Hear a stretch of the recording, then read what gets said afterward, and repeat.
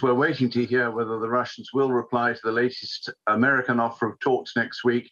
But the problem we have here is that they might be crazy. If Putin was acting rationally, he certainly wouldn't take the huge risk of an invasion. He would take the best offer he can get through negotiations.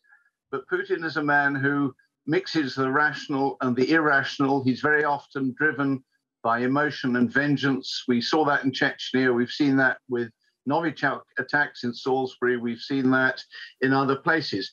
And at the moment, I think he's driven by an irrational belief that the West is trying to steal Ukraine from Russia, that he's been humiliated there, that Russia is a victim. He has a long narrative of victimhood, that NATO is encroaching, and that the West wants to take Russia apart. And this is a man who's very isolated. He doesn't talk to many people. He has people around him who don't challenge him. And I think that's the danger, and that's why it's very hard to predict his actions on a basis of any rationality.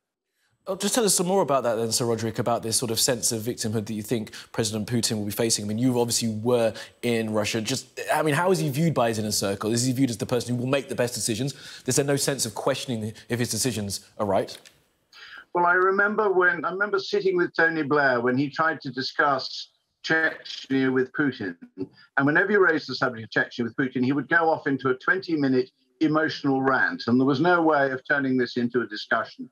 And when I talked to Putin's staff, he said exactly the same problem arose when they tried to discuss Chechnya with Putin. Other parts of the conversation, he'd be perfectly rational and really quite sensible.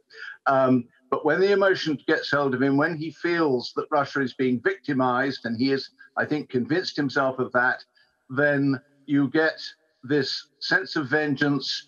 And he has so often acted in a way that is very damaging to Russia's interests. So when we look at whether Storm Vladimir is about to hit Ukraine, we have to factor in the element that Putin may not be doing his maths in the same way that we do the maths. And so, Roderic, then, if dealing with an irrational actor, then, do you then support this idea? I know that it's been sort of dismissed now of putting some kind of force within Ukraine to completely deter him from ever stepping foot into that territory. If an irrational actor sees that there's a huge army there, he's probably unlikely to invade, isn't he? No, I think that would be a crazy thing to do. Ukraine is not a member of NATO. It's not subject to Article 5 of the NATO Charter.